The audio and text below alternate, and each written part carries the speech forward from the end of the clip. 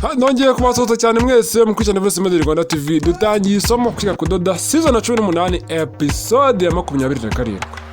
Urumva hano tugeze 27. Isomo ryigeze kuba rirerire nk'iri ngiri ni isomo ry'ijiri. Nyine ibintu byose bigora biratinda nta bibyoroha bibaherega ariko nababwiye. Rero ko umuntu ufunguye no video bwa mbere cyo nakubwira cyo ni kimwe turi gukora ikote turi kureba hano. Ikote twatangiye turikata kuri episode ya mbere none ubu tugeze kuri 20 na kangahe na 7. Bakibaza ati siri ikote ko mbona ritinze tugeze kuri tukwagira ngo ni filime turi kureba.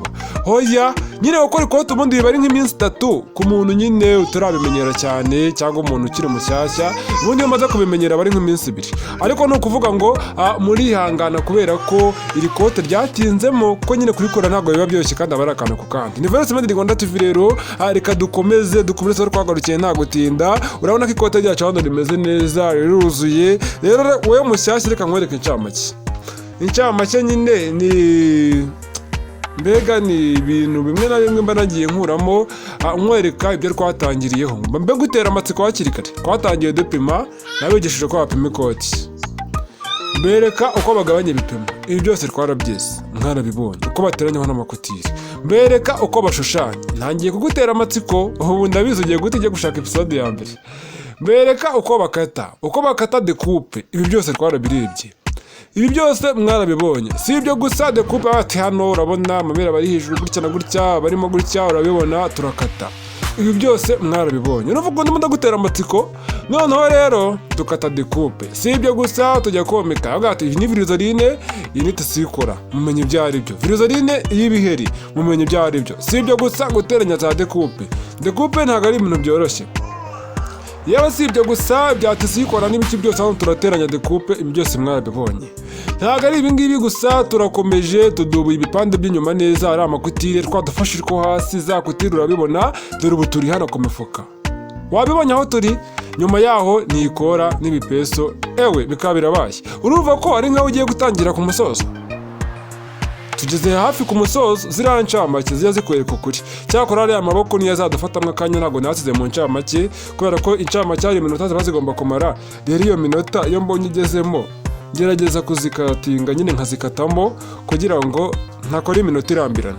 Ni ukuvuga ngo rero ikote ryacu rizuzura rimeze gutya. Wowe mushyashya wowe ufunguye no video bwa mbere maze kugutera amatsiko byaba byiza ugiye gushaka episode ya mbere hano irahari. Ngewe ushobora umva rwose reka nkubwire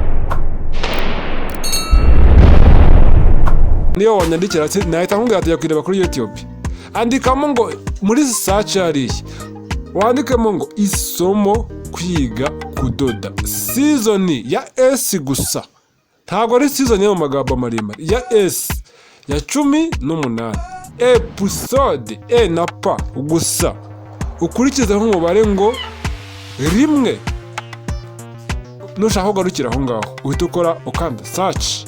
Ukibikora episode ya mbere ihita yizana ku muntu umbwira ngo none se ngo nayibona gute ngo irihe ko umuntu ufite amavideo menshi. Nibyo hega uzareba ku mafilime bakunda kubyandika hasi ari ibintu birebire kugira ngo batazabacanga. Rero nanjye hano yego ntago ari filime ariko niko marashatse kubitondeka.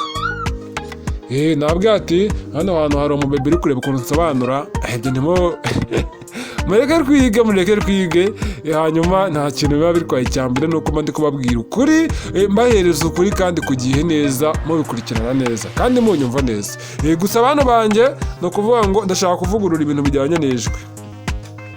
Nyine rizakomeza ni umwimerere ariko ndashaka kuri nonosora neza ku buryo ndebe ukuntu azashyiraho subtitle aho hasi nibura bikajya byiyandika no mu cyongereza. Nyine mvuga amagambo menshi sinzi ko ibyo bintu bizampira neza ariko nyine bifashije byaba sawa. Gusa rero ibyo bintu kugira bikorwe ntabwo nyine munabyumva kumushyigikira. Hari abantu b'abanyamahanga basigaye bambwira ngo koko basi wajya ubishyira no mu cyongereza ngo basi mu gifaransa. Nayo bavuga ati yewe nyine mwihangane nyine biraje nabyo nzabikora vuba. Hano rero ikintu ngiye gukora abantu muze gukora imifuka narabibigishije. Iyo umaze komeka kuriya uhita uca akantu k'akaronko hariya hejuru kugira ngo mbaze maringanize makate. Kuri aho tuba twabikoze mu ikata ntago haba hagororotse haba hameze nk'ahengamye. noneho n'ukuntu ushyira akavirizorine tayari nimba ari yatise yigoreka yatise ikurura igahita yishyiramo ibintu bimeze nk'amakorosi mo hariya hejuru. Rero kugira ngo ubyizere neza iyo wamaze komeka haba hameze nk'ahakomeye. Icyo ukora uca umurongo kuriya noneho nyuma ukaza kuwukata nyine hakareshya neza. Iriya niyo step ya mbere. Ni ukuvuga ngo hari abantu bajya bambwira ati ngenze gukora umufuka ngo ariko pe kuwukora ukamera nk'uwawe byarananiye, cyangwa kuwukora akawuvugira nyine nk'uwitisemo neza mu ipantaro cyangwa mu ikote byarananiye, kandi inzira zose bacamo ntagerezo ncamo. Dore ibintu byakunaniye ni ibi ngibi. Ndakubwira ngo baza ubunyoroshe neza, ngo nabikoreye mu ikata ngo ndi kwihuta, wenda nimba uri umubyeyi ngo ngiye kureba umwana, cyangwa hari umwana ugiye kuva ku ishuri akajya kumufata, cyangwa mu kibuga avuga ati iri kote bagiye kuza kurireba, cyangwa narababeshye ngo nababwiye ko bazaza ku wa mbere none baye ku wa gatatu, none nagiye kuyikorera mu rugo kugira ngo batambona nibura tuzahure ndibahereza, cyangwa ugasanga ni ibibazo wisizemo ati reka ubyirengagize. Icyo gihe nawe uzakora amakosa gusa. Nyaboneka ukuri niko kwa mbere. Koresha ukuri, ukora ibyawe neza witoza. Ukuri niko kwa mbere kubera ko ndeba nkanjye wenda twumvikanye ko ngiye kubakorera ikote. Murabizi abantu muri groupe ibi byose biba byaciyemo. Iyo ngiye gukora isomo muba mubizi. Wewe wanze kujya muri groupe nyine ngo bizajya bigutungura ngo uzajya ubyirebera ngo YouTube ngo urayize uburyo ikoramo. Buryo nyine ni ibyawe. Icyo nzi cyo nuko amatangazo menshi niyo ngiye gukora isomo. Ntago abantu bari muri groupe bijya batungura. Baba babizi. Rero murabizi neza ko nabahaye icyumweru mbere yo nsohora ino video. Narababwiye ati mbahaye icyumweru kimwe. Ku wa gatatu w'icyumweru gitanu ko nababwiye. Iyi video muzatangira kuyibona. Ikote. Ni mutayibona ku wa gatatu nyine hakabaho impinduka icyo nzi hagati ku wa gatatu no ku wa kane. Nkuko nabivuze niko nabyubahirije. Ariko se watanze igihe cya nyacyo. Hano rero ndimo ndabifatamo igice. Wabibonye? Igice. Ibi bintu byitegereze. Hano harimo kandi kabanga. Ni ukuvuga ngo hari ahantu iyo maze gukata kuri akoreye kireshya ufatamwe igice n'agakaramu. Ingwa ntago yagaragara kandi ingwa iba ifite paseri nini, bisaba akantu nyine uri bwandike kakagaragaza akaru k'akarongo gatoya. Haramfashemwe igice. Niyo mpamvu usanga abantu bakora amakote akenshi baba bafite amakaramu ku mpande, amakreyo cyangwa se amapenso, sinzi ukuntu bitewe n'uko ushaka kubivuga. Ni ukuvuga ngo abari hafi yawo kubera ko barayakenera cyane mu gushushanya ku myenda. Nyine wirinda kuyikoza ku mwenda iyo karamu yawe. Haragiye wayikoza ku mwenda wenda ari nk'umweru ngo nuko ari imbere uriya muti w'ikaramu ukazatunguka bitewe n'ukuntu iki gitambaro cy'umweru wenda gitungutse amarangi. Birashoboka. Icyo gihe uba ugomba kwigengesera ukamenya aho ugiye kwandika n'aho utagomba kwandika, kandi uba ugomba kwirinda kwandika ku bwiza. Iyo wanditse ku bwiza biteza ibibazo byinshi kubera ko iyo karamu yawe ntabwo yavaho. No muri dry clean ushobora kujyaho warakabije ntiveho, ariko wingo ivaho da. Hari imiti bashyiraho ikavaho, ariko si ngombwa kujya ujye kwanduza umwenda bajye kuwufura. Usanga n'ubundi rega barayifura muri dry clean, ariko kujya kuvuga ati ibizinga byatangiye kujyaho umwenda ukiri mushyashya ni ikibazo. Rero niyo mpamvu nkubwira ati abantu benshi bakora ibintu by'amatise udukaramu ntitubura, utuntu tw'udufashi turiya twuma mwabonaga. Benshi bakunda no kurya inshinge. Yari umusaza rwose rwigeze gukorana gatoya yakoreraga impande yanjye. Igabura nanjye nataye bene ibintu by'amaseta nanjye nabibagamo. Erega abantu umuntu erega barashaka bavuze ngo umuntu ava kure mujya mu byumva. Mwihangana ukajambo nkoresheje ngo shaho, kandi muri abantu bakuru ndabubaha. Ntago ari byo naringamije nyine n'ibintu biba bingwirira iyo umuntu aganira aba ameze nk'umuntu nyine uri kugerageza kurasa ku ngingo zose. Ni ukuvuga ngo rero ntabwo bari kujya mbababaze, ni akantu nyine mbavuze nyine biri aho. Ariko nagiraga mbabwira ati kabazaza ari kwigeda. Hano turafatamo rimwe. Wabonye mwibuka neza ku ruhande twarengejemo kabiri, kabiri twarengejemo hano mfashemo rimwe. None ngiye guturuka ari rimwe fatemo kane.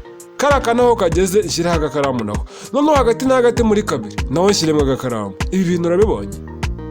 Ngiye kukubwira ikosa rya mbere abantu bakora ibintu nk'ibi bajya bakora bakirengagiza. Wabonye?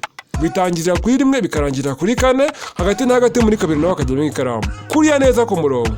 Ikosa rya mbere abantu bajya bakora. Umuntu arifata ngo napimye mu mfuko ufite gatandatu n'ubundi ngo ndakuraho rimwe. Ukajya ku ruhande rumwe ukakuraho rimwe hariya. Ntupime guhera kuri rimwe kurambikwa se, ahubwo tujya ku rundi ruhande hirya ukajya gukuraho rimwe. Warangiza ukavuga ngo n'ubundi ngo ndabizi neza ko ari rimwe ngo hagati na hagati birangana. Nkubwira ngo aho hantu uba wibeshye, nanjye ubwo nyine nabikora hano ntabwo byahura. Wagatse birabuzwa n'ikigura kandi apimye gatandatu tuyireba. iriya gatandatu napimye rero nakoreshaga ingwa kandi ingwa iba ifite paseri ukuntu hari igihe umuntu akatira nyuma y'ingwa cyangwa imbere yayo ho gato ntubimenye neza kuko nagushishoza hari ahantu biragorana cyane rero ugasanga bibaye ibibazo. Niyo mpamvu upima imibare nyirizina, ibyo kuvuga ngo wakuyeho rimwe hirya ngo hino wakuyeho rimwe ukazasanga umufuka wawe wabaye muto cyangwa se wabaye munini, ibyo bintu iyo ubikoze gutya aba ari amakosa yawe, 100% aba ari amakosa yawe. Niba ari ugupima pima imibare ya nyayo, hariya ku ruhande nta muntu ujya upfa kuhiyizera. Wabonye ukuntu kugira ngo ndapima, dore nikuriye. Wabonye dore kose namaze kudapima, dore n'ibiramba nshaka. Hano hari umubebe nawe babwiye ngewe ndi gusobanura ameze nka wa muyanga uri ahantu muri sale hari nk'abandi. Oya, handi abantu bose basobanuza bose ntabwo ari ba yanga. Oya reka bafite amazina kera kwabaga abantu bose ngo ni yanga, kuko twaramenyereye ko yanga ari waduhaga filime za kera cyane. Rero nyine ahantu umuntu abasobanurira, hari igihe umuntu ataba ari wenyine, wenda hari uwundi muntu uri aho hafi mutova yandi majwi mugatungurwa bembe babwira hakiri kare. Ni ukuvuga ngo hano rero ngiye gufata igipande cy'imbere baze nkuremo rwa dufashe, biriya byo dufashe turaza kubisubizamo nyuma, ariko ubu ngiye kubazanira umufuka niwo ngiye gutera hariya. Ushatse kuvuga ngo turadufashe reka dukuremo ndubike kandi ujye utubika neza. Navuga ngo hari umusaza twakoranaga agakuramo, hari iyo dufashe yabaga yaradutaye akuramo kamwe agashaka twarashize akajya akoresha inshinge zisanzwe. Gusa inshinge ziba zifite paseri nini babigusaba kwitonda, noneho yakajya ashyiramo akuramo nimba kwiyemo udushinge nka dutatu ariko arimo arakoresha gusa, ugasanga yadufatiye mu menyo, akajya afatira ubugi bwako mu menyo. Noneho tukajya tumubwira muze ntabwo izo nshinge zizakujomba ngo zaranjombaguye zaramaze narabimenyereye, muraze ko bajya nisanga nanafatishije umunwa, nanjye niko nisanga kuko uri umuntu afata agakirida amaze kurya inyama akaba nakakaboga, akaba nyine agafatiye afashe agakirida kuri nyine akuramo utunyama twajya dufata mu menyo, noneho akaba karikiye mu kanwa agakirida gakaraga mu kanwa nta kibazo rwose. Rero ugasanga nawe arimo anabikora ari urushinge, ari nk'inshinge nk'ebyiri cyangwa rumwe, ukibaza ntiruzamujomba koko kora gato. Nk'ubu uhuye n'impanuka ukaba wasitara ukagwa wenda nubwo nta wabikwifuriza, noneho ugasanga ukubise nk'umunwa hasi wenda ni urugero, cyangwa ugongeshe nko ku gikuta na rwa rushinge urumva rwahita rukujomba imbere mu kanwa, noneho byagenda gute? Ibyo no kubitekereza gusa, hari abantu bahise bashyishyirwa niko no gushushirwa no kugira ute kubera ko gusa ubitekereje. Ariko iyo twabitekerezaga ibyo bintu koko biramutse bibayeho, basi jya wigengesera, basi zikuremo, basi reba hano zirambika, nushaka ngo irenze kubikire mwana wawe ntabwo bizisha.